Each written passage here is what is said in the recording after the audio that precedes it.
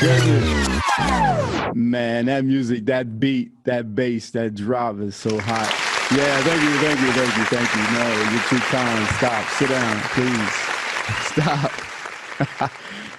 Jason Wallace, the restaurant scientist. Welcome to Hidden Figures, Behind the Numbers with the Restaurant Scientist. Here we take an in-depth look at the economics and food service in the restaurant industry and the impact it has on Black restaurateurs and food service executives. I'd like to start by thanking my sponsors, Cornerstone Business Labs, Cornerstone Productions, and Cornerstone Media. Today, I'm welcome back both friends and colleagues, Chef Joseph Randall and Chef Kevin Michell. Let's give them a round of applause.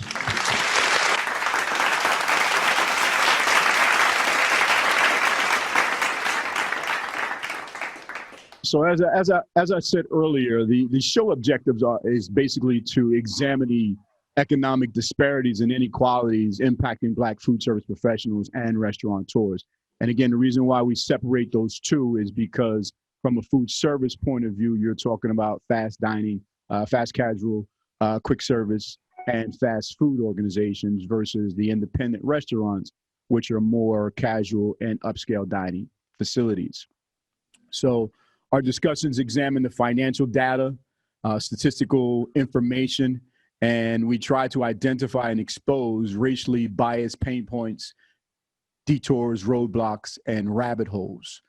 As I mentioned, this is part two of a fantastic part one show that I had with Chef Kevin Michell and Chef Joseph Randall.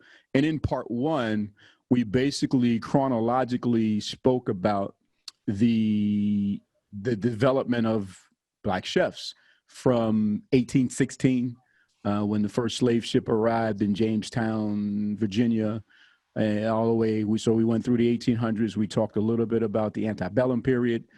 We talked about the Civil War period, and then the Reconstruction, and then all the way up into the 60s. And Chef Randall was hitting me in the head with so much knowledge, as well as Chef Michell, that we just immediately knew that it was too much to unpack for one show. So we asked them to come back for part two of today's show. Gentlemen, welcome back.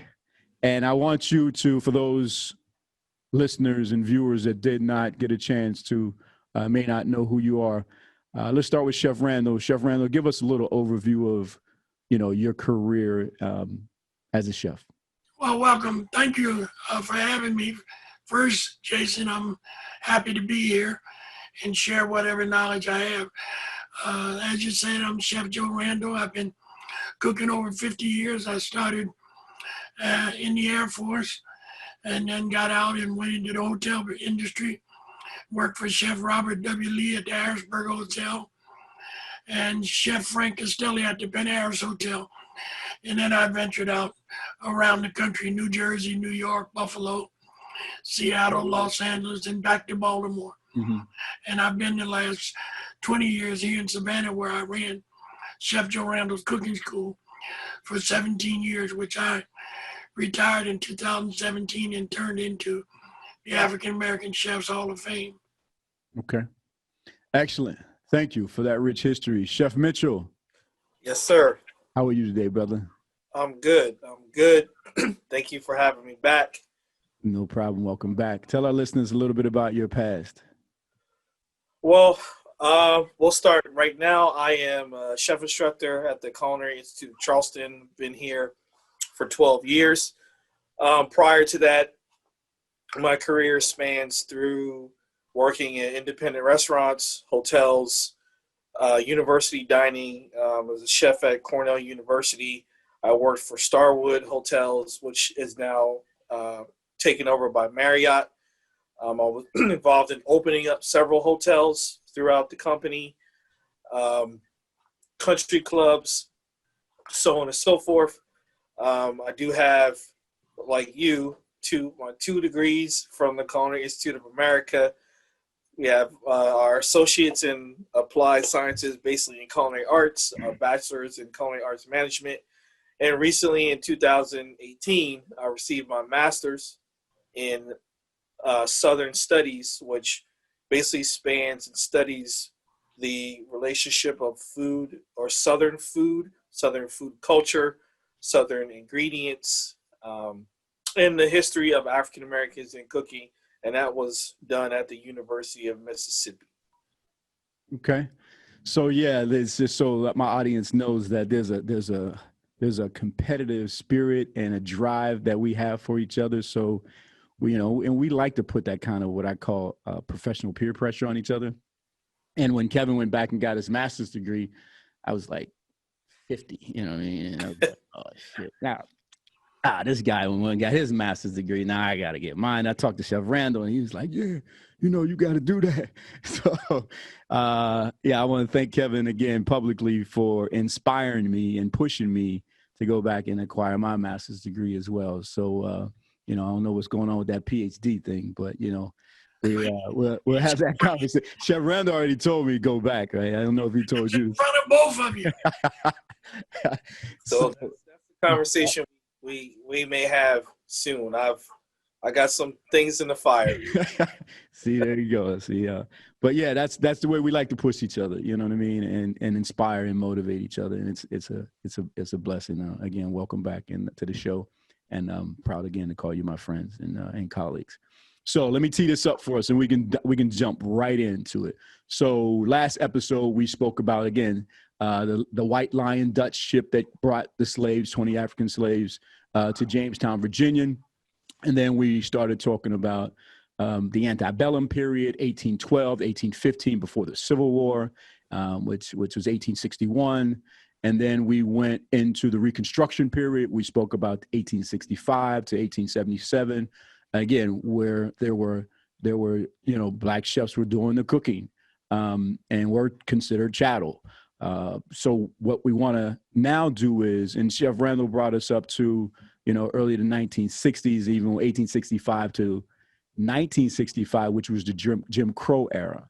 So I want to pick up there, and then we'll go into the 70s and 80s, and really we're just talking about the evolution of African-American chefs, both female and male, and we're going to parallel that because the show is called Hidden Figures, right? Behind the numbers of how the restaurant industry grew and all these other ancillary businesses evolved. And now you have net worths of, celebrity chefs and others that are not African-American or Black. And, we kind of want to expose that and talk about how we move forward in making sure that we try to narrow that what I'm calling a social distance gap between white chef money and Black chef money. So, Chef, let's start with you. Talk to us about the 60s. Well, as I spoke in our last conversation, yes, several things happened in the 60s that coincide with the politics of the nation. Okay. When Lyndon Johnson got involved with dealing with the Voting Rights Act, or actually the Civil Rights Act of 1964, and then the Voting Rights Act of 65, it changed the landscape of the country a little bit. The Civil Rights Act opened up doors that prior to we weren't even allowed to approach. And so politicians and civil rights leaders looked at the situation and started to declare we don't have to work in your restaurants anymore because there were new doors opening. And that didn't mean everybody left the industry, but a lot of people who might have ended up or who cooked in the service, because surely during the 40s, 50s, early 50s, and 60s, most of the African Americans that end up in the service end up doing KP on ships and in other KP areas throughout the military. So given an opportunity to get out of the kitchen, those people who applied themselves went into insurance. They went into hospitals. They went into a lot of different avenues that had been closed to them. Traditionally, a lot of European executive chefs flooded the country during the time of the 60s and the 70s. They would go through the Caribbean and then funnel their way in the United States. They hired a lot of German, French, and Italian chefs, but the workers in the kitchen were mostly African American. Right. Jack Papan tell you when he left New York and went to work for Howard Johnson, most of Howard Johnson's employees were black. And those were the people he was working with to develop that food for Howard Johnson. So a lot of this went on through the 60s, and black chefs were getting jobs because they were qualified and they were interested in hiring black chefs. I got some jobs, because people had worked with me and called me and, sent for me. And my color didn't matter. Talk to me about the numbers. What was the salaries? Well, salaries depend on what you knew how to negotiate for. Okay. They're going to offer you as little as possible. So you had to know and have enough sense to have right of refusal, that first number. Chef Lee taught me. He worked for Mr. Johnson, and the French chef had problems. Mr. Johnson asked Chef Lee to take over the kitchen. Chef Lee told him, said, I'll do it for nothing, and you decide if I'm doing it capable to satisfy you. And if I'm doing a good enough job, pay me the same money you was paying that Frenchman. And so as blacks, we had to learn how to negotiate the best salary for ourselves, so they were going to pay us as little as possible. Okay. But what was the salary, Chef? Well, do you remember what you were making back in the 70s? Listen, when I started in the 60s, when I got out of service, the first cook job I had was 90 cents an hour. 90 cents an hour. 90 cents an hour. They gave me a 10-cent raise to $1 an hour, and they thought they was doing me a favor. Wow. And I'm assuming you were working well over 40 hours a week. Oh, 60 hours a week. That was the job. 10 hours a day, 6 days a week. Any benefits? For $1 an hour. Any benefits? No benefits. Yeah. Show up, you get a meal. It wasn't nobody looking. I know from a television point of view in the 60s, in 1963, there was a show called The French Chef. And in 1966, there was a show, Joyce Chen had her own cooking show.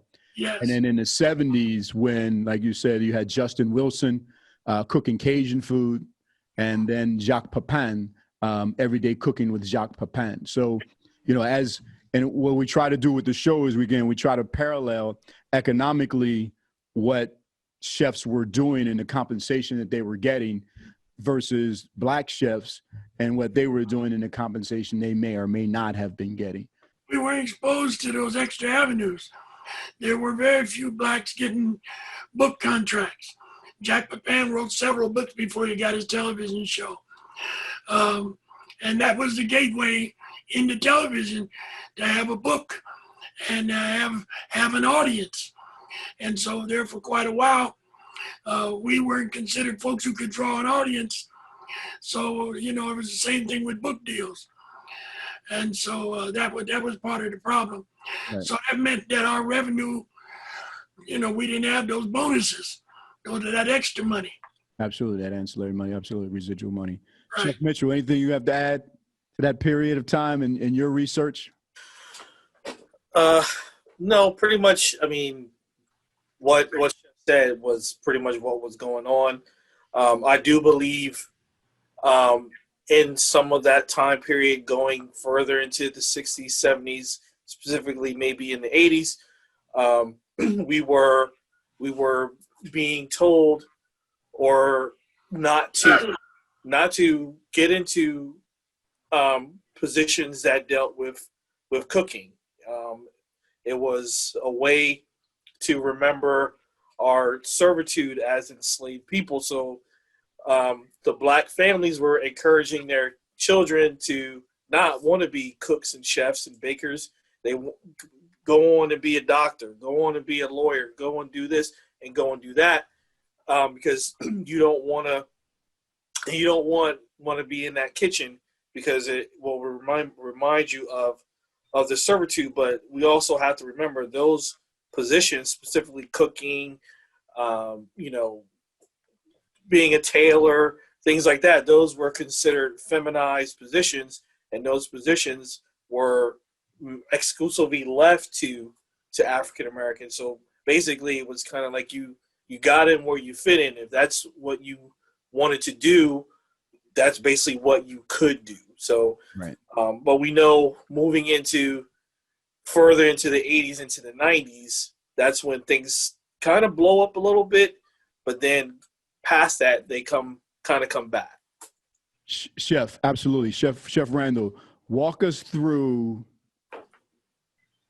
the 80s. So let's segue over into the late 70s and 80s in terms of now you have people going to culinary school. So there's a shift there when, okay, people now recognize that cooking is, even by the definition of the labor department, right? It wasn't considered a profession.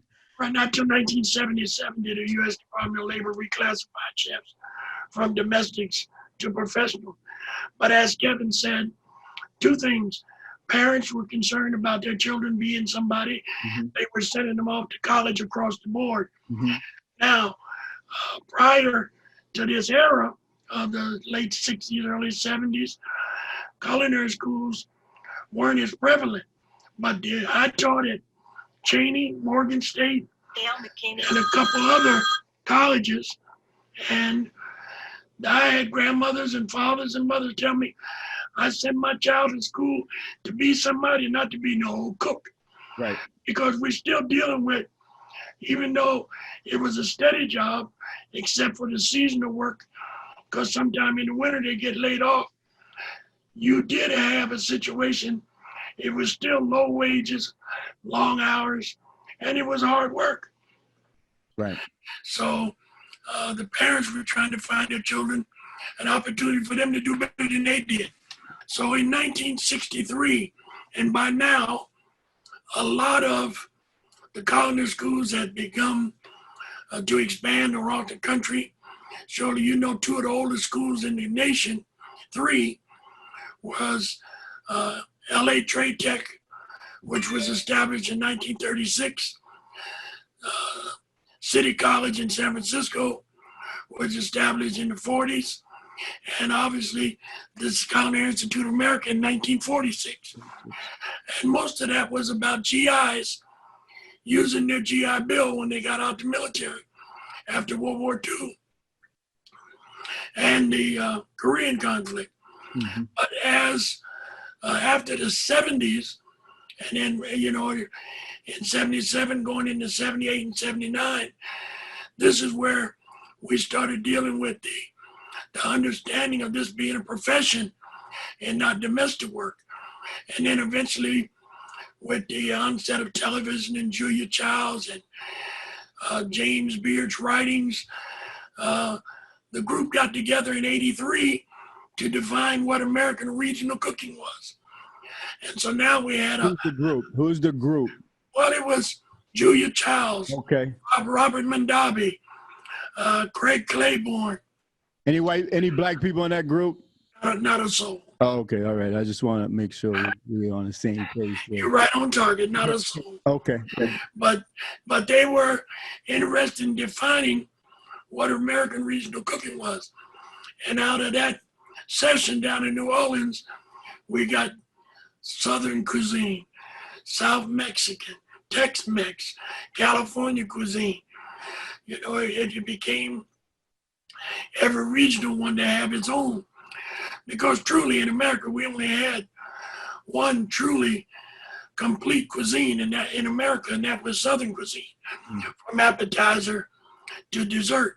The rest of them were a little bit of an ethnic group, some Italian, some French, some German. Surely most of us who know throughout the 60s and 70s and 80s, most of the restaurants and diners, except for the ethnic restaurants, French and German, were run by Greeks throughout the East Coast. And they were highly involved in diners and multi-menu type restaurants where they serve some of everything. California style menus, yep. Yeah. Yep, anything all day. You can get breakfast for breakfast, or you can get breakfast at dinner. Yes. So what chef, and so you're talking about a few things here that I want to point out. One, earlier you spoke about intellectual properties. You talk about ancillary incomes. And and basically that there was a group of individuals, white individuals, that got together and began to define food, and based upon their definition of food, then began to recognize those individuals that were either chefs or restaurateurs that ran operations that fit those definitions, and anything outside of that definition or those definitions weren't necessarily recognized as wasn't mainstream. right by the mainstream. So then you had you had television, radio, and print. You had awards such as Michelin stars, James Beard, as you mentioned, New York Times, Chicago Times, LA Times, that began to define what fine dining was and what legitimate cooking was and or was not. Correct? Agreed. Yes, and in what they did, they clearly had an opportunity then to classify or qualify who was in their interest to be the authority in food. And during this same time, the contribution that African Americans made began to be soul food through the 60s, 70s, and 80s, because when they said Southern food, all of a sudden they thought they were the authority on Southern food, because they didn't need us to define that. But based upon Chef Michell's research and his master's degree thesis, Black Hands to White Mouths, many of these enslaved cooks were European trained. They were French trained. Agreed. So now, once the definition of American cuisine is defined by this group of white individuals, then those chefs that were classically French or European trained no longer, or no, they weren't even considered, and then they were delegated or relegated to soul food or Southern cuisine. Yes. As their level of knowledge and expertise. Was their level of expertise, agreed. Did I misspeak in terms of what your research revealed? No, I mean, that's exactly correct. We know, someone like Thomas Jefferson who did send his slave James Hemings to France to learn how to prepare meals, classical French cuisine. We know that Jefferson was a huge Francophile. He loved everything about France, food, wine, everything included. And James goes to France for, I believe, about 4 years. He learns these French culinary techniques. He comes back to America.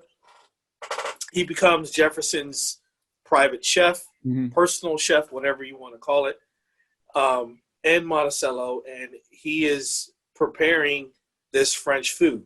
We also know that, an African-American man, we call Hercules, who was a slave to George Washington, creates what we know today as macaroni and cheese, which initially was called macaroni pie.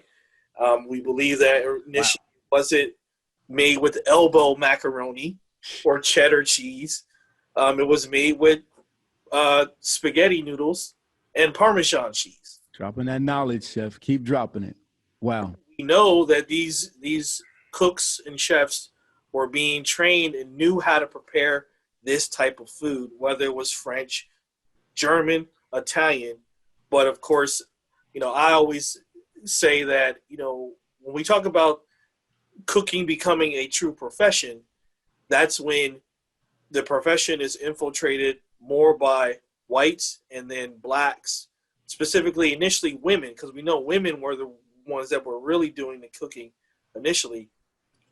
They get pushed out, and then blacks in general get pushed out of that realm. And now, once again, like you both said, we're relegated to making what people consider to be as soul food, or even what people think of Southern food. On a previous episode of this podcast, I had Chef Timothy Dean and Marvin Woods on, and they were speaking the same thing. They were also, like Kevin, you and myself. I mean, we go to the Culinary Institute of America. I mean, we're classically French trained. All of the techniques, foundation of what we were taught in terms of soup, sauces, and cooking methods and techniques are deeply rooted in French techniques. Yet Chef Woods and Chef Dean both said that even though they were trained by highly regarded French white chefs as well, that most of the times when they went to a cooking network or was asked to cook for a Black History Month event, they were asked to cook quote unquote soul food. So I want to segue now and get into some numbers again, so that my listeners can understand. In 1980, Jacques Pepin had that cooking show, because now, as Chef mentioned, there was an organization of people that got together and began to define this for us. We know that the Frugal Gourmet, Jeff Smith, was in 1983. And in 86, Martha Stewart hit the scene. And then in 93, Emma Lagasse hits the scene along with the Food Network. And in 93, Emma Lagasse hits the scene. 96, Sarah Moulton and Gourmet Magazine. So what we begin to see is, one, the white man's definition of what they respect and who they respect in terms of cuisines and cooking techniques. Therefore, as Chef Randall alluded to earlier, then the intellectual property and the optics of, if you see someone on TV that is deemed to be an expert, then what they're portraying to America and the world is that this person is the authority on cooking and flavors and technique. And we did not see Black people being presented as the authority on cooking, which then leads to the systematic exclusion of intellectual properties for multiple book deals and sauce deals and pots and pan deals and multiple cooking shows. So gentlemen, I'm going to read this quote unquote definition of a celebrity chef, because this is really the foundation of what we're talking about, the beginning of the public, America, being exposed to these judges on these cooking shows and these performers on cooking shows. And so I call them performers because some of them aren't even cooks, right? Some of the judges on these shows are not even culinary trained or chefs. So a celebrity chef is no ordinary chef. While a regular chef spends his time planning menus for a restaurant and preparing meals there, he or she travels the world to open new restaurants and promote cookbooks. So this is their definition of fine dining, right? Or someone that they respect as a professional chef. So in those days, in the 70s and 80s, if you were in Harlem or if you were in Brooklyn or if you were in an inner city neighborhood that you didn't have that level of publicity or exposure, then you weren't on their radar. So therefore, James Beard didn't recognize you, or the New York Times or any of these other organizations, news outlets that were exposing people to these celebrities. Yet, Chef Randall, we talked about, you gave explicit examples in the 70s of the amount of work that you were doing and the amount of work that other chefs were doing and the little pay that they were receiving. But as this industry evolved over into what we now know it as a celebrity chef industry, what was your experience with any opportunities for these intellectual properties of multiple restaurant deals, multiple book deals, and any other investors coming to you to open up restaurants, developers building out restaurants for you, all of these things that we know that have been systematically and systemically biased against Black food service professionals and Black chefs? Well, there weren't any opportunities, and one, again, as you said, they went out of their way to promote their friends, people they liked, people they were involved with. You got to go back to ownership too. In the beginning, a lot of this were, if you owned a restaurant, you could get some coverage in the newspaper or in a magazine. and very few blacks own restaurants at the level that they considered.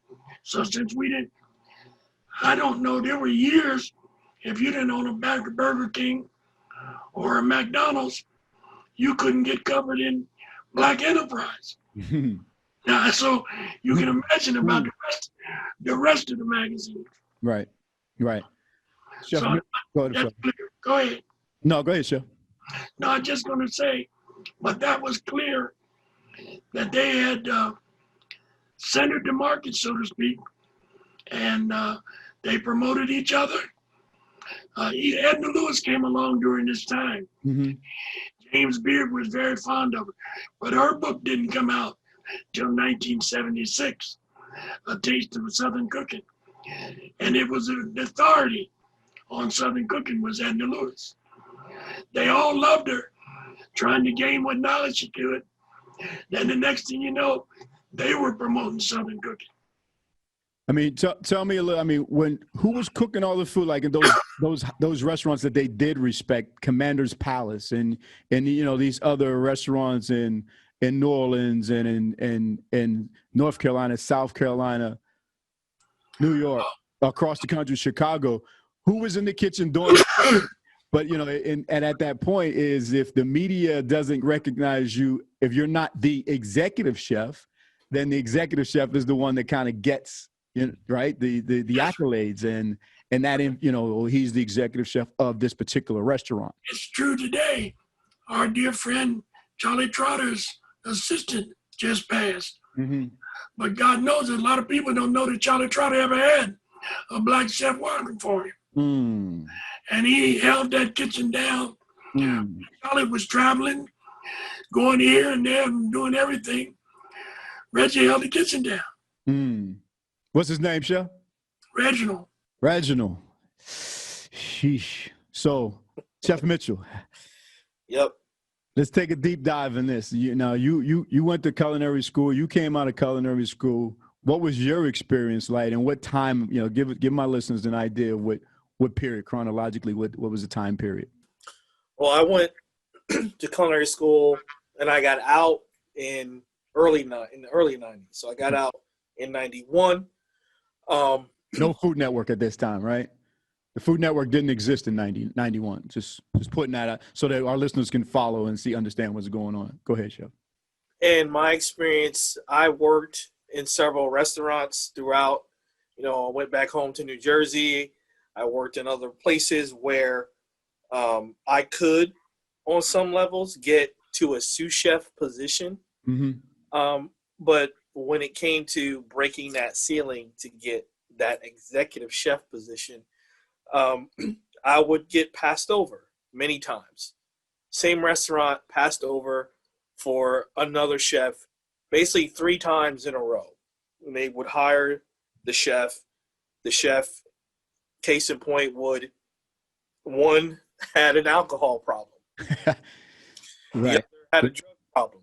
Right. They would get rid of the chefs, and I would be there like, hey, I'm sous chef. I've been working in this restaurant, 2 years, 3 years, or whatever. Give me the opportunity to run the kitchen as the executive chef. And I kept getting told, well, no, we're going to bring someone else in. And they would bring someone else in, and then the second chef would come in, and that chef had a drug problem, and they got rid of that chef.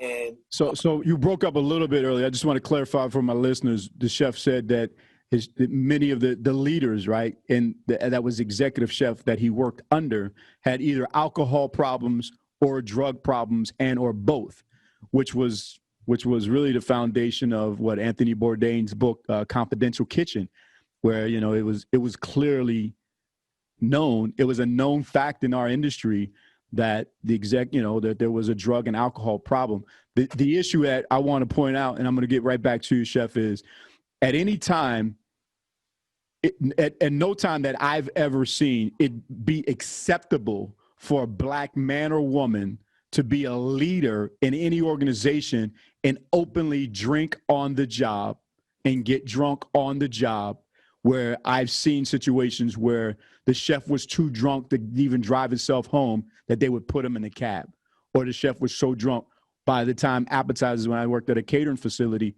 same thing was, by the time the first wedding was, the appetizers went out for the bride and groom. We got there at 7 a.m. We doing the height of a wedding season. We're doing 2 weddings a day, right? You're doing weddings, right? 3 rooms, 4 or 5 rooms, wedding rooms. You're doing weddings at 11 or 12 in the afternoon, and then you're probably doing another one at 5 or 6 in the evening. So we arrive at 7, but by the time the appetizers went out on that first group of weddings, the executive chef was drunk. It was too drunk, and we used to just escort him to his office and say, "Chef, just sit down. We got this." And we would execute 3 to 4 or 5 different weddings. We're talking about $20,000, $30,000, $40,000 weddings each, a $20 million catering facility. But the executive chef was a known alcoholic and drank on the job. Where is that possible for a black or man or woman to do? Chef, continue your story. So after the 3rd time it happened, I decided, of course, it was time for me to move on. And I've worked in other places where I had an executive chef. I worked at a hotel. I ran the restaurant. Mm-hmm. I was the chef of the restaurant. It was my crew, a lot of my menu, my ideas. And we were getting a write-up in the newspaper, and the reporter reached out to me, and we went through the interview. It got back to the executive chef, and when the article came out, my name was not mentioned anywhere near in that article. And I think I remember talking to Chef about this when that happened. When I was in Atlanta, I was devastated. And fortunately, I had someone like Chef who talked me off the ledge and just kept me on the right path to pursue whatever it is that I wanted to pursue. So I say that to let people know that happens a lot. If, he's the executive chef, corporate title, I'm the sous chef, even though I'm still running the restaurant, the chef had nothing to do with anything that happened in the kitchen. People will come and see me, want to speak with me. And once again, that article came out, and I'm rifling through like, okay, great. So you're doing executive chef. Let's just clarify. You're doing executive chef work. You don't have executive chef title, correct? Correct. You were doing executive chef work. Were you getting executive chef pay? Not at all. Not at all. What were you getting paid, if you don't mind sharing? I was there. I think I was between 35 and 40, maybe. And this was for Starwood Hotels. Sous chef, right? So yeah, was it? So, but incredible. So when those opportunities come up for those other jobs, so what we're talking about here is, again, this is hidden figures. We're talking about systemic racism in the food and restaurant space that was prevalent and is still prevalent today. And we're unearthing and uncovering and really talking about some things that mentally, Kev, I know for me, we kind of have to put that in a box in our mind and deal with it. Correct? I mean, there's some emotional issues that come with you having to swallow and bury that type of blatant racism and discrimination. Correct? It was devastating to deal with that, knowing the hard work that I put in, knowing right. I was on this path, and I was on this path trying to represent those who came before me. Mm-hmm. And anyone that knows me, this is why I do what I do, to represent those who come before me. So, you're right. We have to deal with it. We can't, and the only people we can really unpack that with is people that look like us, because they understand, because they've been in that position. But moving through, just taking other positions, you know, and and Joe talks about it, you know, and you say it right. Those hidden figures. We talk about Emerald. We know that Chef Bernard Carmouche was basically the man behind Emerald. We know Reginald was the man behind Charlie Trotter, and people need to understand that, because it goes back further than in the 60s. It goes back to the period that when we first started talking about, we first get into the kitchen and we start dealing with those things. So, you know, I think, you know, it's important for me to, no matter what, I've continued to move through. Yep. I've always looked at myself as being the first. I wanted to be the first Black to do this, the first Black to do this or to do that. And case in point, when it comes to, we'll probably talk about Daryl Evans, because we hit Daryl in the 90s. You know, he was the first chef to compete in the Culinary Olympic team. I wanted to do that. Mm-hmm. He did it before me, which was great. And I remember at that first dinner we did for the BCA, and he was one of the guest chefs. I remember walking into the kitchen, and he introduces himself, and I said, "You know what, chef, I was a little mad at you." And he goes, "Why?" And I said, "Because I wanted to be the first Black chef to compete." And he goes, "Well, Kevin, there's nothing wrong with being the second Black chef to compete in the Culinary Olympics." Absolutely. Absolutely. And, you know, it's unfortunate that it took that long for that to even occur. You know, so I'm going to come back to you, gentlemen, and let's talk. I want you guys to throw out some influential Black chef names, both male and female, because if you do a Google search, the most influential chefs of all time, you know, these are the names that pop up. Number 1, Gordon Ramsay, Joel Robuchon, Julia Childs, Alan Ducasse, Anthony Bourdain, Thomas Keller, David Chang, Daniel Boulud, Jean-Louis Paladin. Right. So those are the names that, you know, just a few of the names that pop up if you do a Google search of the most influential chefs. You mentioned Daryl. Tell my listeners the real deal behind us as Black chefs. And, you know, obviously we got Leah Chase and, you know, and Edna Lewis, but, you know, I need you guys to kind of just drop some knowledge on my listeners. New York, so you got to talk about Patrick. Patrick Clark. Go ahead, chef. If you don't mention Patrick, then you're not talking about the innovative part of American cuisine. And they all look to Patrick for his innovation. And so there were lots of chefs. The chef I worked for, Chef Lee, he was a hotel chef. He was at one hotel from 1939 to 1967. But in those days, you worked for the hotel owner, one man. It wasn't a corporation where somebody was always trying to bring their friend's friend in. Mm-hmm. You know, I've been on jobs, answer the kitchen, hello, chef's office, and someone tell me, I want to speak to the chef that's supposed to start tomorrow. They be done hired somebody else. Wow. And they be calling for him already, and they hadn't told me. Right. And they got a right to let you go anytime. I don't have a problem with it. Right. But I went there because their chef had walked out. They didn't have nobody. And I went in there to temporarily hold it down for them till they got somebody.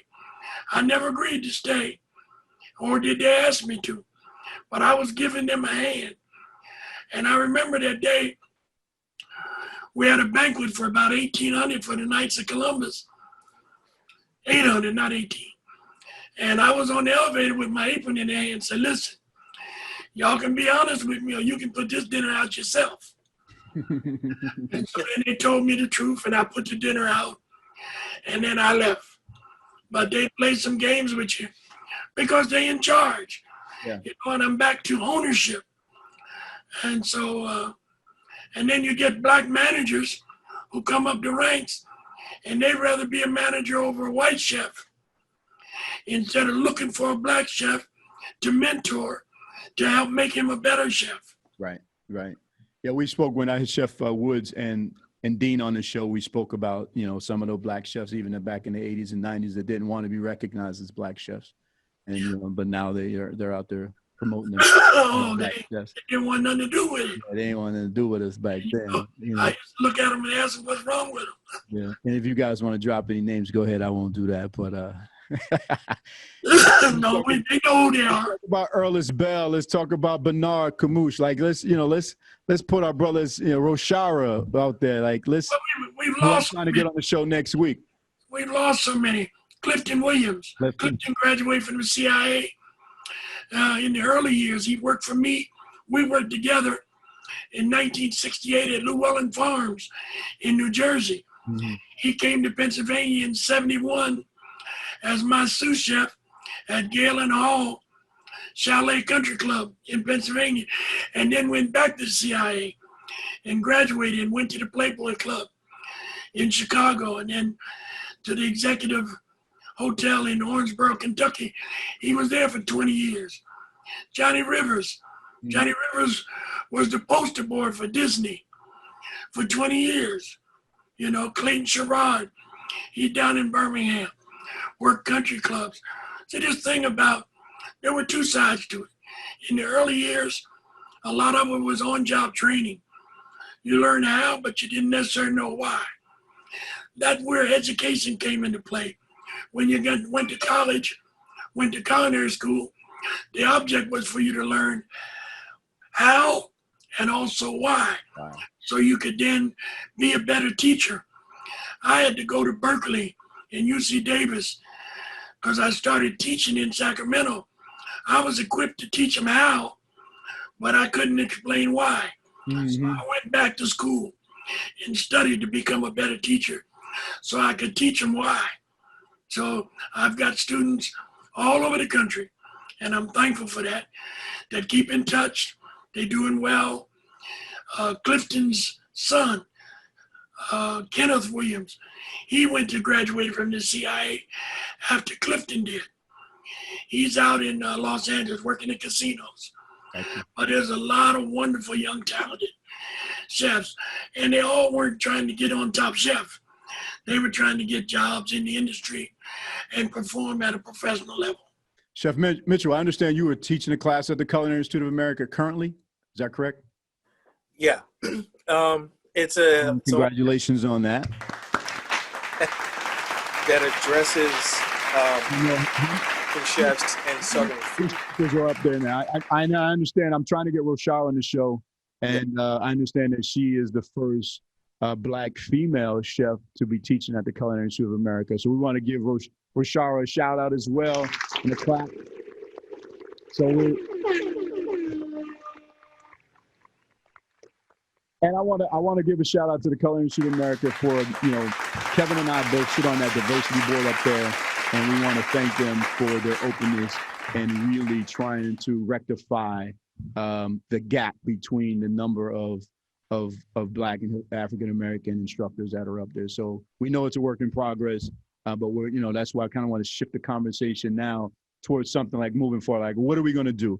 How do we fix, this issue that we have where Black chefs are not getting opportunities for these shows? And you got Rachel Ray and Wolfgang Puck out there at 90 million net worth, and Bobby Flay at 60, 70 million net worth.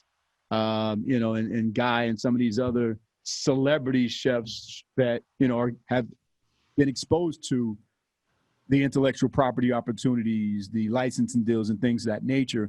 So I want to shift the conversation towards education, Kevin, and Chef Randall, which is our round. We probably got about 5 minutes before we wrap up. So let's talk about how we go moving forward to bring a better place. And then Kevin, talk a little bit about your class at the CIA and the things that you'd like to do going forward from an educational point of view. Well, I'll just say quickly, there's a different mentality among young chefs. They are eager. They've been exposed to some things that some of us older fellas didn't have a clue there was a possibility until we saw what happened in the 80s and 90s. So they come out with different aspirations to have a sauce line or a spice line. And some of them are pursuing it at their level the best that they can. And I want to encourage them to continue to do that. And at some point, some of these wealthy investors who have the money to invest will look at trying to invest in some of these young fellas. We know the restaurant business is the most profitable industry in the world. So when you look at the numbers, a smart person picking a white chef to invest knows there's no guarantee for his money. But we're just as capable of failing as anybody else. So all we need is an opportunity to succeed. Absolutely. Absolutely. Right on, brother. Well said. That's my man. That's my man. Power to the people. Chef Michell. Well, for us, I mean, on the educational side of it, for me, it's always important to encourage any young student that I have in my class that I feel could go on and become a really great educator. Is for me to encourage them to do so. We know culinary schools throughout the country lack African-American chef instructors. And as you said, I do appreciate the steps that the CIA is taking to kind of rectify that. But we have to continue to push them. We have to continue to push schools like the CIA, Johnson & Wales, or any of the other culinary schools that are still open, because we know some of them have been closing left and right over the past several years. But like we talked in our conversation with the diversity panel, they have to be able to see the value in becoming an educator. And it's up to the school to show them what the value for them would be to come and teach at their school. Case in point, we talk about how we know where CIA is, the main campus. It's up in cold New York, wintertime.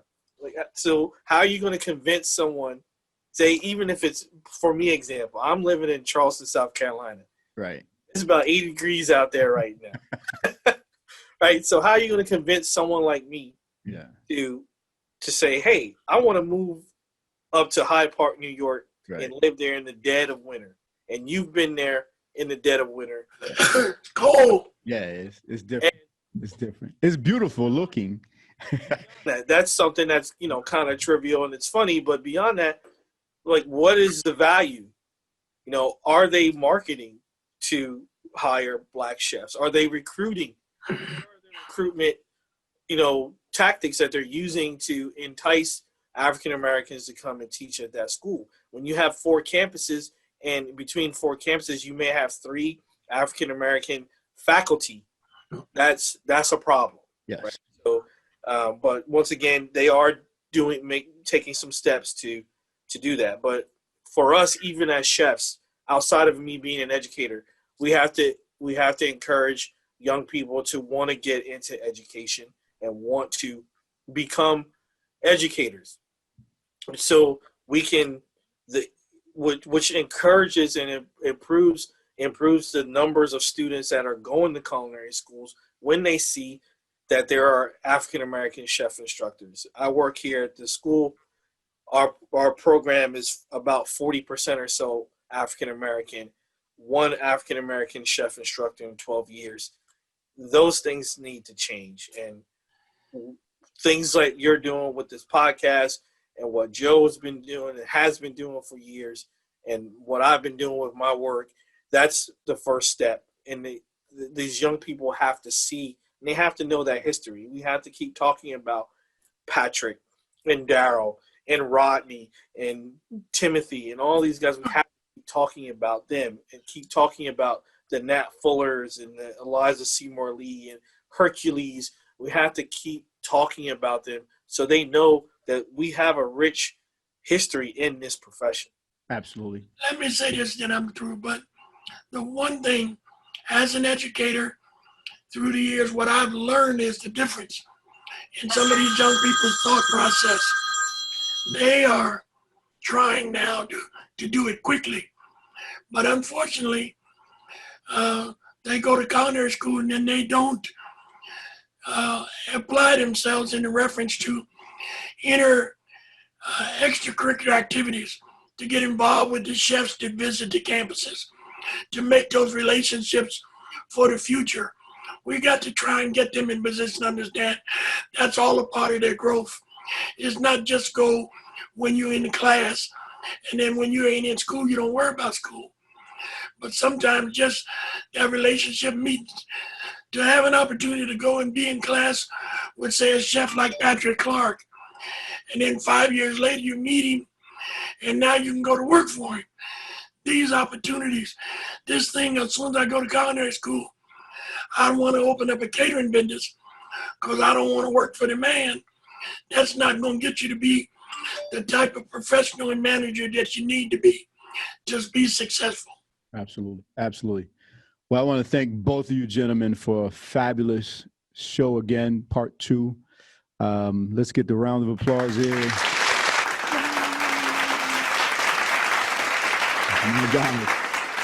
I just want to say thank you for having me. Listen, Chef Randall, how can someone get in touch with you? They can reach me at info@chefjoerandall.com anytime, or they can call me 912-660-5086. Chef Michell, how can they get in touch with you? They can email me at chefscholar@gmail.com. They can call me 313-520-1085. Of course, follow me through my social media, Chef Scholar on Instagram, Chef Scholar on Facebook as well. Well, thank you, gentlemen, for attending. Thank my audience for listening. It's been another fabulous show of Hidden Figures Behind the Numbers with the Restaurant Scientists. Until we meet again, power to the people. All right.